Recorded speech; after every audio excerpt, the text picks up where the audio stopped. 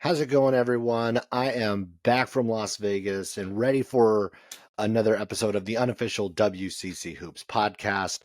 A little bit of housekeeping before we get into everything that there is going into this weekend. It's a big week.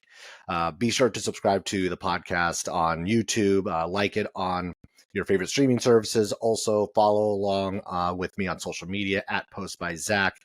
You could also follow the now official account for the unofficial WCC Hoops pod. So on Twitter at unoffwcc pod. Go ahead and follow there as well. All right. So we go into Thanksgiving week. It is feast week. We have the Maui Invitational. We have the Cayman Islands Classic, the Emerald Coast Classic. We have the Ball Dogs Classic. There's a lot happening this week. Everyone is in action. It's gonna be a fun week to get into all of it, and I'll also name a player of the week and a team of the week in a little bit. But first, I think we have to talk about the most glaring thing, the most surprising thing, the most shocking thing that happened over the weekend. And that was what has happened to St. Mary's. Because it was only a week ago where I was talking in a half-jokingly way about raising the panic meter because they lost to Weber State at home after leading by 16 in the second half. It was not a good look. It was bad. But it was also something you thought that, okay, this is a team that's good enough. They'll fix the problems and then they'll move on and be able to rectify those the problems on offense in the coming days. It didn't happen. In fact, what happened against Weber State happened again, but this time it happened against a much better team in San Diego State on Friday night. After scoring only 57 points and shooting 25% from the field against Weber State a week ago, they scored 54 points while shooting 25% from the field in the second half against San Diego State. That game went from competitive in the first half, and it was a really nice first half from St. Mary's, into a complete and utter disaster in the second. But then there was a chance to kind of wipe the slate clean a couple nights later and do it again in Las Vegas, this time against Xavier, who also has been dealing with its own set of problems, mostly injury related. And not only did St. Mary's not come through like we thought they would, they decided to up the ante of that 25% shooting in the second half in those previous two games and shot 25% for the game against Xavier, scoring only 49 points. They have now lost two consecutive games by 25 and 17 respectively. This team looks lost. This team looks like it has been zapped of energy. And I wasn't the only one. As I was I was down in Las Vegas for this tournament. I was talking with some other St. Mary's people, and the energy hasn't been there. This team looks like it has forgotten its identity, like it doesn't have an identity. And right now it also looks like they may not have a leader. And what is dumbfounding about this is a team that beat a very good New Mexico team just 2 weeks ago. And they look the part of what we all thought they were supposed to be this year, what they still could be this year. This is only 5 games into the year. They're in a 3-game losing streak. They had a 3-game losing streak last year. So if you want to play the optimist, they shook off that 3-game losing streak a year ago and really came back into form and played well the rest of the year. But those 3 losses also came by a combined 13 points. The 3 losses in this stretch to this point have been by a combined 44 points. And it's easy to look at some of the stats and just point to individuals. And some of the numbers are a bit shocking. In this 3-game losing streak, Aiden Mahaney is shooting 25% from the field himself. But that largely has to do with now that he's the focal point of the defensive assignments. And teams have started to figure out, if you can take him away, you force someone else to beat you. And to this point, there hasn't been anybody else who can beat opponents on a consistent basis. We've seen Mitchell Saxon with some good stretches against San Diego State. We saw Josh Jefferson do the same against San Diego State, but nobody showed up against Xavier. This team is shooting 40% from the field as a group through the first 5 games of the season, which is tied for 300th in all of college basketball. This team needs a jolt.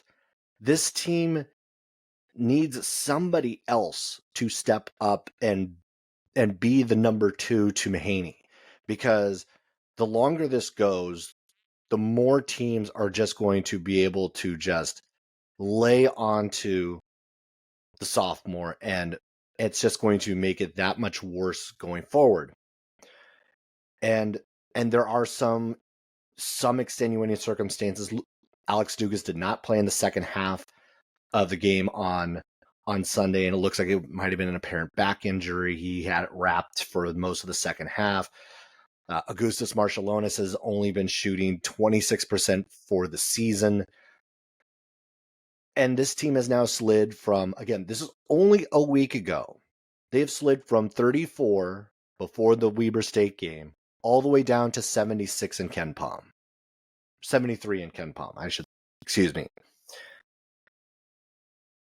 This isn't going the right direction, but there is still meat on the bone for this schedule. The one benefit to what St. Mary's has done is that they have built a very strong non-conference schedule. And there are opportunities left, but the 2 best have now passed you, and they were this past weekend. You had 2 Q1 opportunities with San Diego State and with Xavier. They are both gone. And not only did you not cash in, on a national stage, it looked embarrassing. You can go ahead and look on Twitter yourself. There was any number of college basketball people who were watching these games, and they're completely dumbfounded. They don't know what's going on with this team. I don't know what's going on with this team. And it is starting to make you wonder how they can turn this around and how quickly can they turn this around, because the schedule is not forgiving. This schedule the St. Mary's team was made this way for a reason, so that they would have better opportunities and play better teams to be able to boost the resume. And that does one of 2 things. One, it does give you plenty of opportunities in case you lose some of those, but it also could expose you very quickly if you're not up to the task. Right now, it's looking like St. Mary's is not up to the task. And the next 3 games are really going to be a telling sign of if they can right the ship. They will have a few days off. They'll go into Thanksgiving with no games until this coming Friday, where they'll play Davidson. Then they host Utah. And then they head on the road for a neutral site against Boise State. A Boise State team that beat USF just a few days ago, or last week, I should say. So this is a serious danger zone for St. Mary's, because this could get away from them quickly, but there are still opportunities left. They have 5 games against top 100 teams remaining on their schedule. You still, again, I mentioned a couple of them already. Boise State and Utah are already there. You're going to be at Colorado State, Kent State, UNLV are all there. 4 Q1, Q2 opportunities remain on the schedule for St. Mary's. And the one Q1 is at Colorado State, which last couple of years, Colorado State has actually taken it pretty good to St. Mary's, and they've won the matchups each of the last 2 years.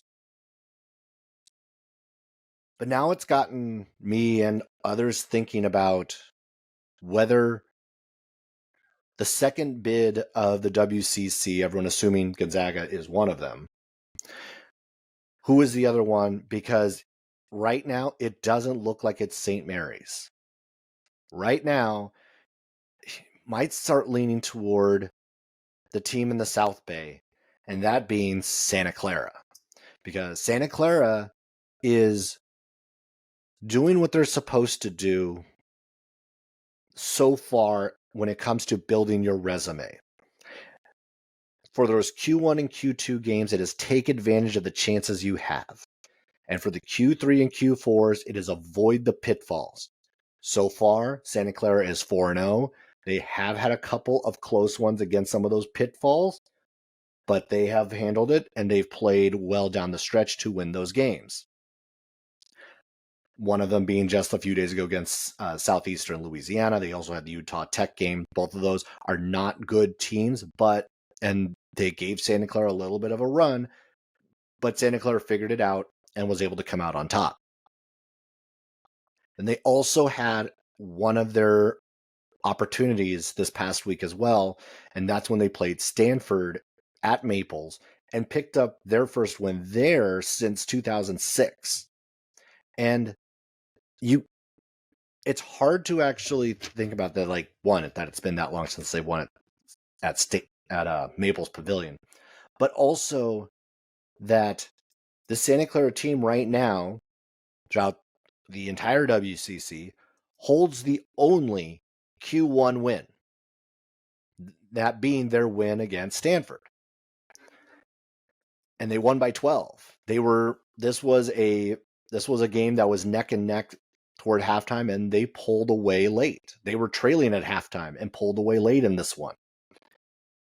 And what we're also starting to see is some of the guys that we thought that might start to step into these roles start to actually come through. Adama Ball had 23 in that game. Carlos Marshall continued his good stretch with 20 more. Johnny O'Neal, the transfer from American, was 17 and 8 in that one. Santa Clara is getting the contributions that they thought they would have. And then just the other night against Southeastern Louisiana, Christoph Tilley went for 20, a career high 20. Santa Clara is starting to put it together. They're starting to look like a team that could actually do some real damage here. And we've seen it the last couple of years of what they've been building towards, what they did with Jalen Williams, what they did with Brandon Pajemski. Now it's a new group, but it seems that, and I talked about it in the off season, and right leading up to this looks like the deepest team Santa Clara has had, and their schedule is now going to match the challenge.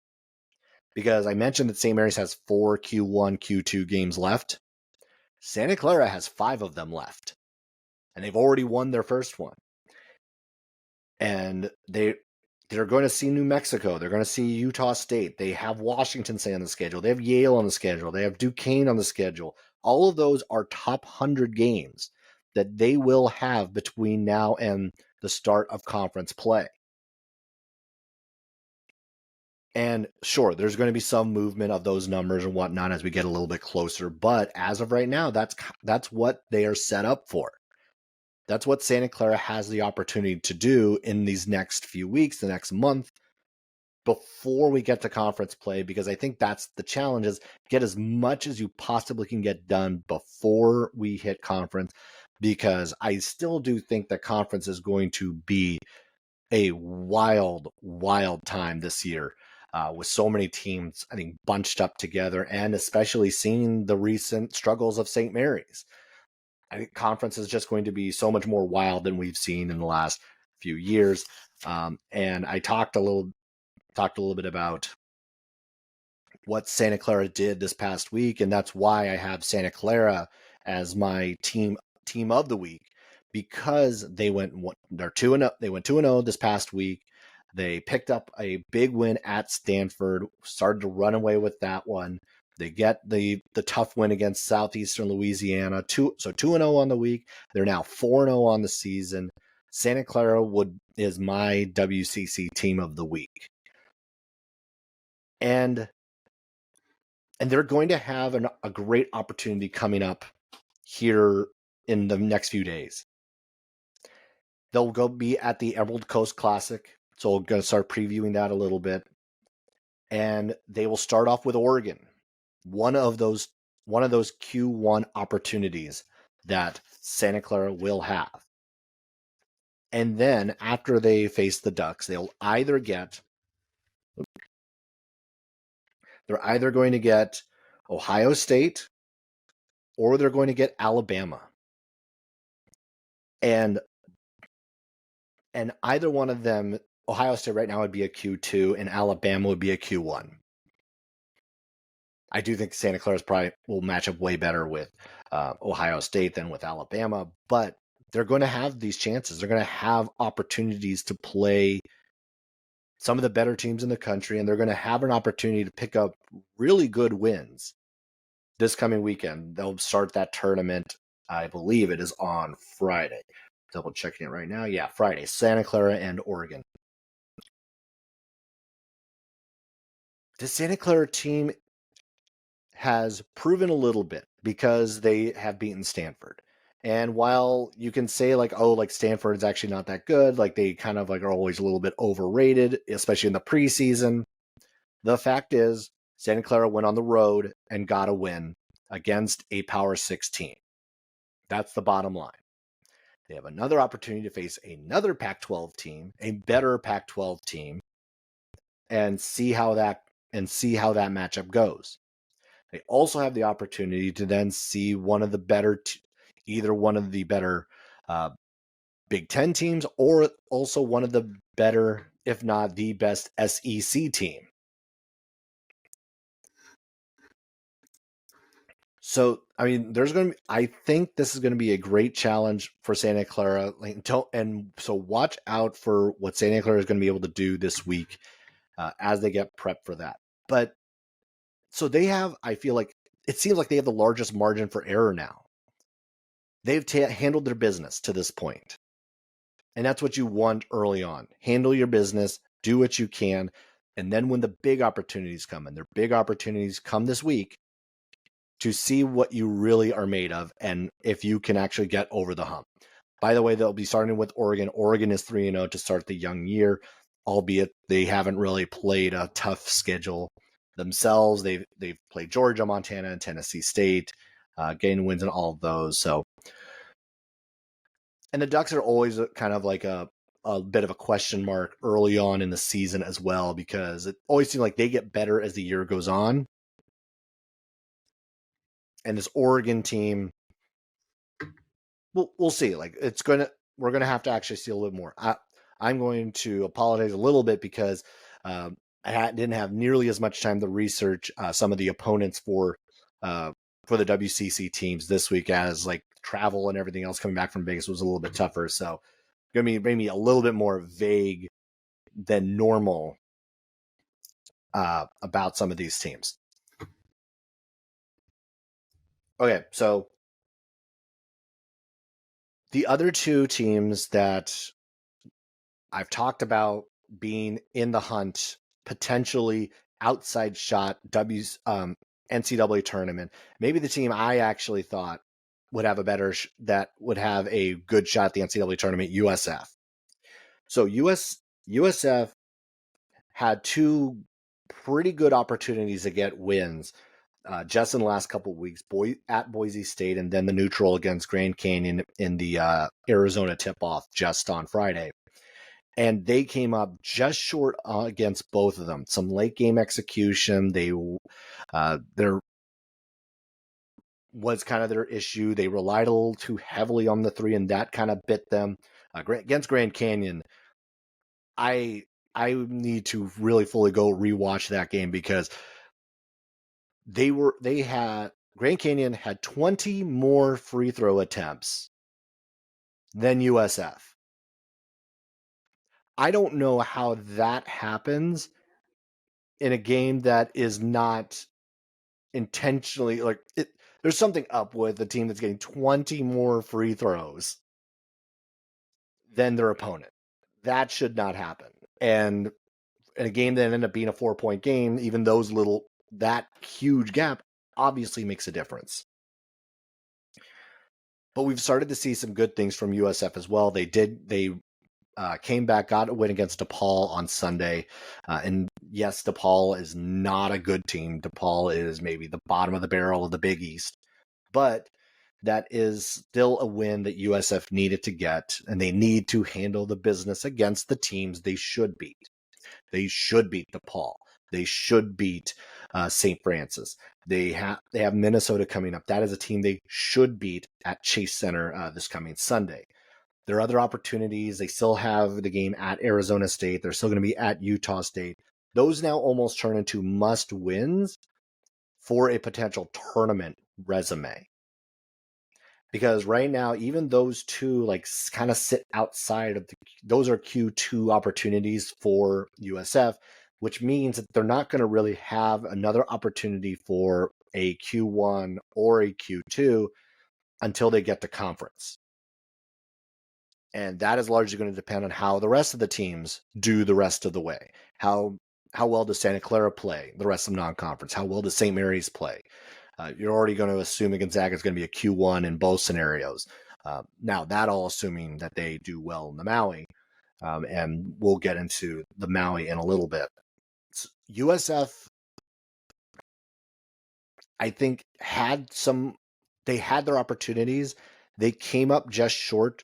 The only thing that might benefit them in what happened is that they were in both of those games. But at a certain point, you have to start cashing in on those chances, and they haven't done so yet. So this is the test for USF. The rest of the non-conference is you now have to take care of business and get the games you wanted, because now, at least for a potential NCAA tournament bid, they have turned into must wins. And similar could be said of LMU.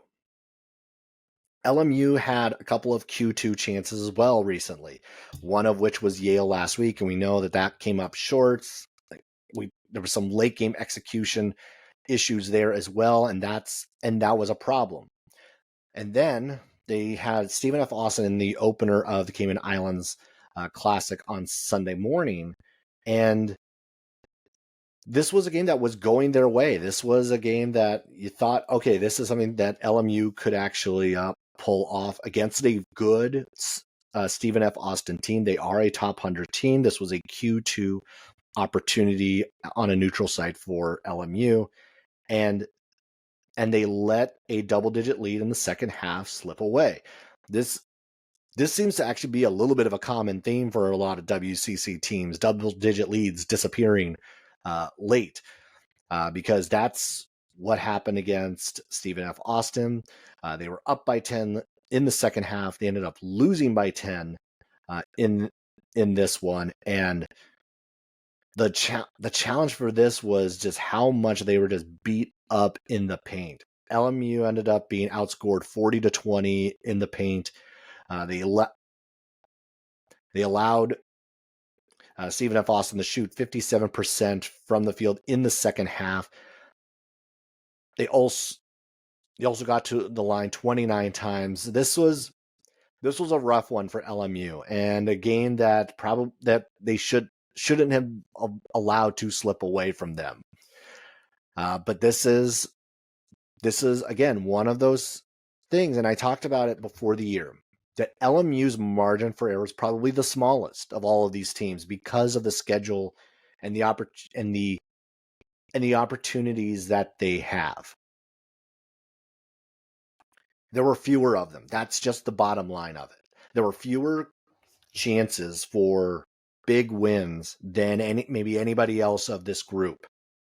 Stephen F. Austin was one. They dropped that one. Yale was another one. They dropped that one.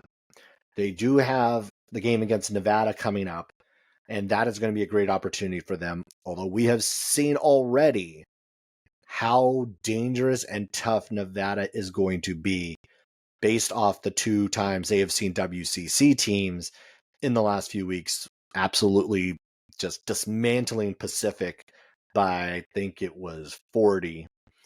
And then just this past weekend, taking care of Portland. Portland scored 83 and lost by 25.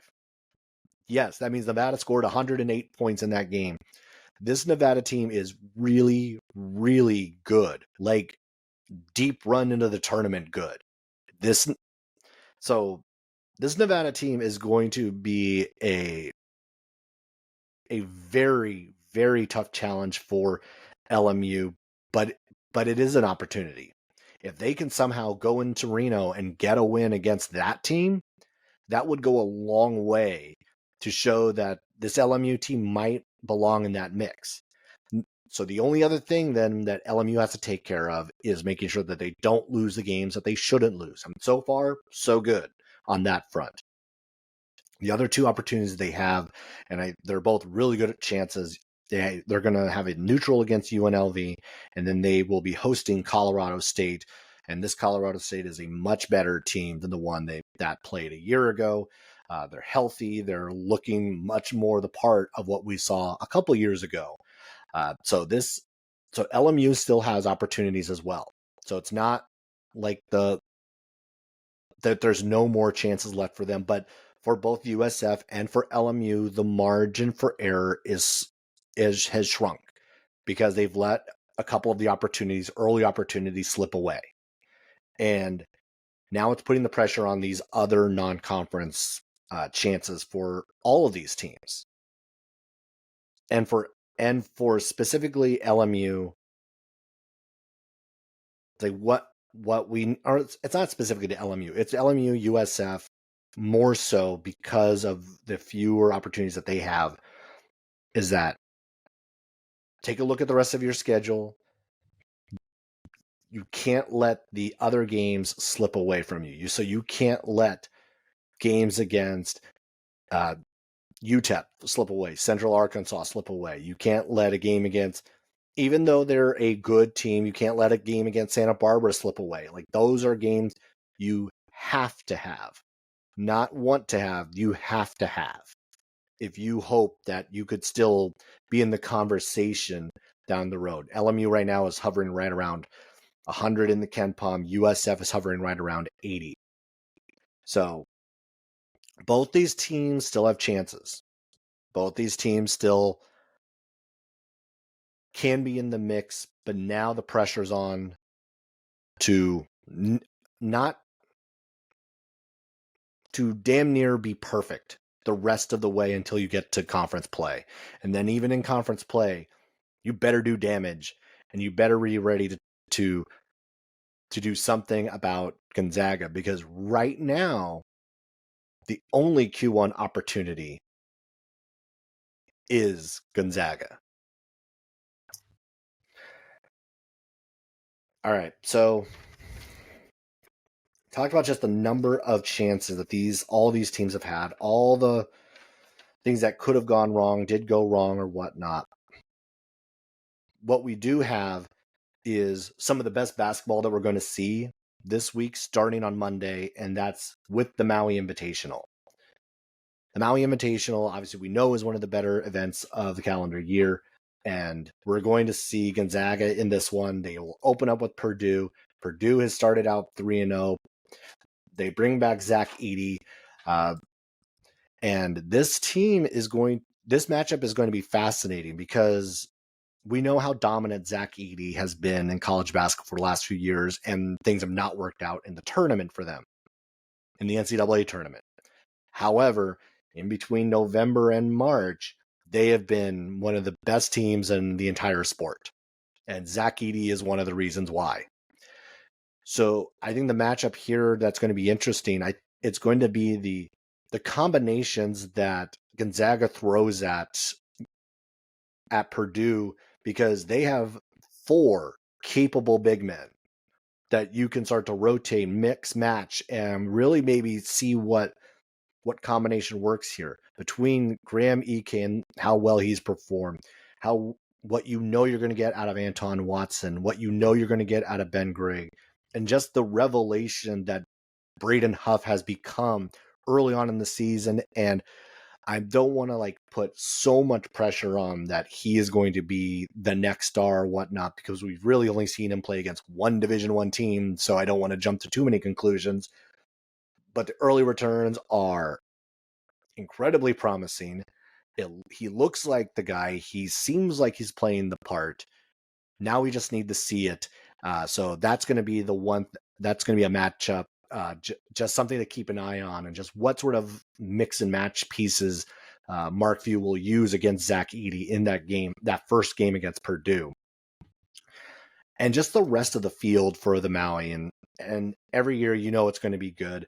But just taking a look at just where KenPom has everybody right now. Purdue is number 2. Kansas is number 4. Gonzaga is at 7. Tennessee's at 9. You have Marquette at 11.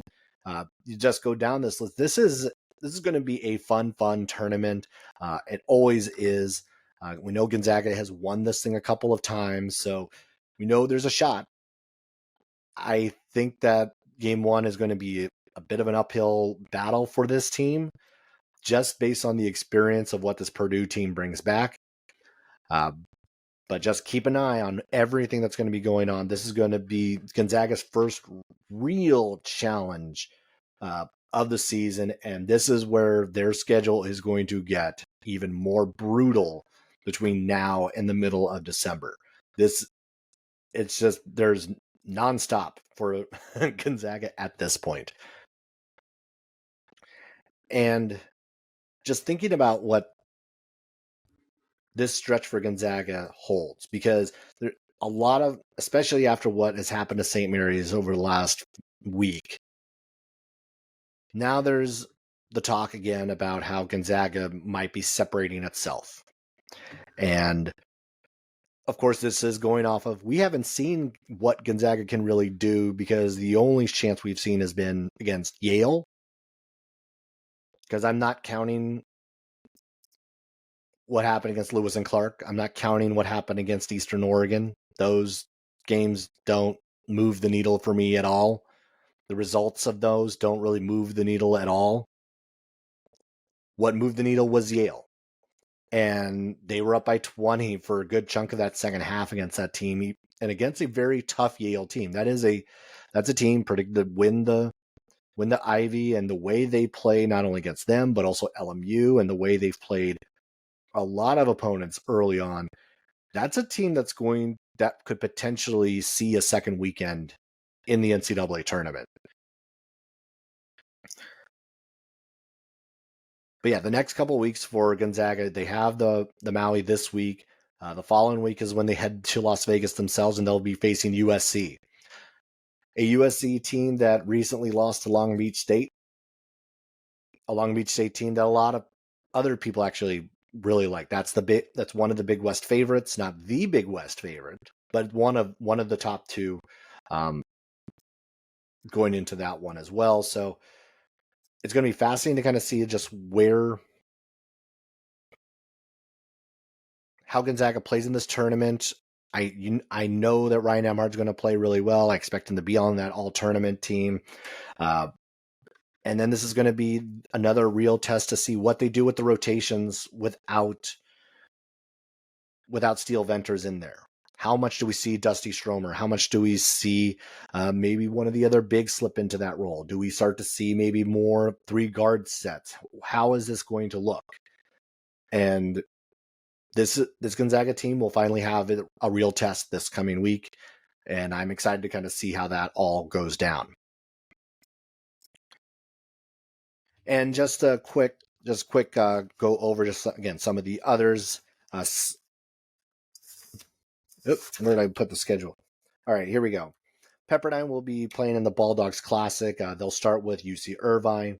LMU will be wrapping up the Cayman Islands Classic. They face Oakland bright and early Monday morning, 8 a.m. Pacific time. And then over the weekend, some of the big matchups already mentioned, the Emerald Coast Classic, Santa Clara playing that one, opening with Oregon. And then St. Mary's will be hopefully restarting its offensive go around with Davidson in Moraga on Friday, and then USF will be at Chase Center, hosting Minnesota. All right, so that'll do it for this episode of the unofficial WCC Hoops podcast. Again, be sure to subscribe to the channel on YouTube. Be sure to like it on your favorite streaming services. Follow on social media at Post by Zach and also at Unoff WCC Pod. With that, I'll get out of here. Have a happy Thanksgiving, everybody, and I will catch you later.